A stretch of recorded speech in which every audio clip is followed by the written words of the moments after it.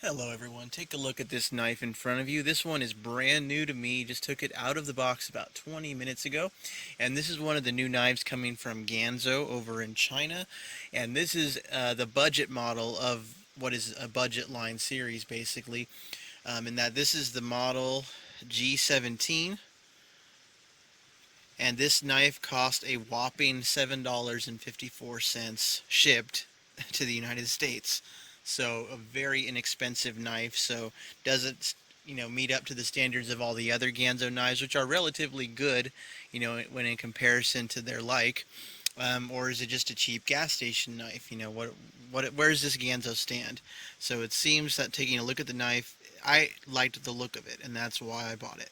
Looked cool. Decided to spend the few bucks, make the purchase. So just as I spin it around, take a look. It has, of course, a one-way pocket clip. This kind of deep carry clip that's common to most, or a lot of Chinese knives. If you take a look around, does not have a lot of retention to it. Kind of a cheap clip, but that it has one at all is very nice. The handles are plastic, so some kind of maybe Zytel type material. It does have a flipper on the back, so that's kind of neat to see in what is a $7.50 knife. But also has a thumb stud for right hand opening. So opening the knife up, you can see the blade right there. I liked the clip point style blade. Don't care too much for serrations on my knives, but this is what they offered it in, so I decided to, of course, purchase it anyway. I would like it better in a plain edge version, however. And out of the box, the edge was relatively sharp. It was slicing through paper without a problem. Um, right here on the blade, take a look. See the model number. Oh, turn the light off. There we go. Get it in the light. 617.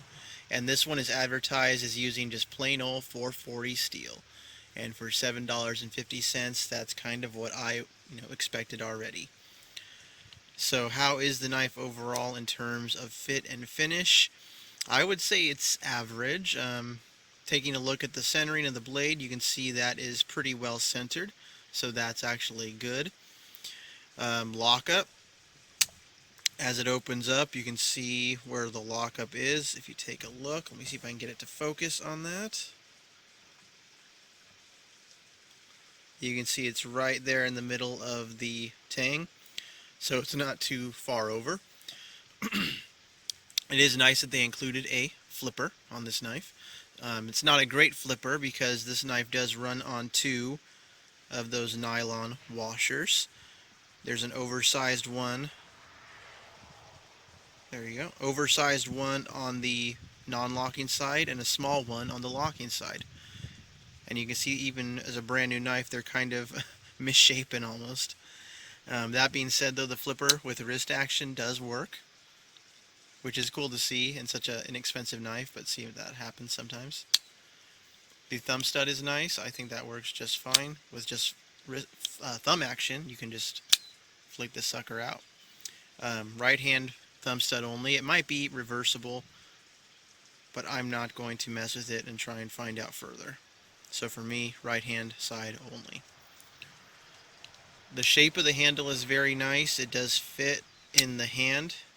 It's kind of shaped, as you can see. I don't have huge hands, so you can see it is shaped to fit the hand. A little bit of cosmetic jimping on the blade. Kind of far forward on the blade to get your thumb really in there good. But would work for cutting tasks, I imagine.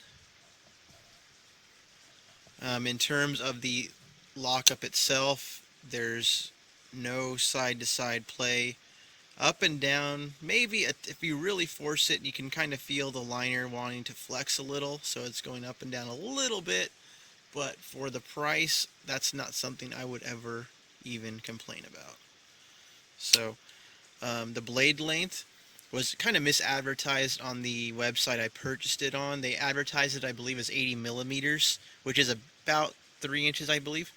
But the blade length itself is more closer to 3¼ inch, which is actually good because I prefer a slightly longer blade. Anything between 3 and 3½ is what I'm shooting for. So 3¼ is just about perfect. And so this is definitely a medium-sized knife. Let me show you in comparison to a knife you might be familiar with. I found them to kind of be very similar in size, but this one on the left, of course, a Kershaw Blur, and you can see the sizes are just about identical, and even when the blades are out, the lengths, overall lengths, are about the same, very similar to one another in size. So if you ever held a Kershaw Blur in your hands, you can get an idea of what this knife in your hand is going to feel like. So the action right now is still a little bit gritty, not very smooth because it is straight out of the box. I'm thinking it'll probably smooth out as time goes by. But that's pretty much it. I wanted to give this knife kind of a fair shot because it's coming from one of the Chinese companies that's relatively well known for producing knives, and they make some pretty good ones. The only issue with the Chinese knives is that the quality control can kind of be hit or miss. So I think this one, it may be half a step above what you might find at your local gas station, but definitely not to the level of the knives that are more than double its price. And that being said, most of the Ganzo knives you can have for around $20 shipped. This one, $7.50. So you can see more than double the price, but it would still work as a basic user knife, a functional cutting tool. Um, Other than that, you can just see the screws themselves, Phillips head screws on the knife, which is actually kind of uncommon. Most of them are using Torx nowadays, and a hex for the pivot screw. So that's also a little bit different.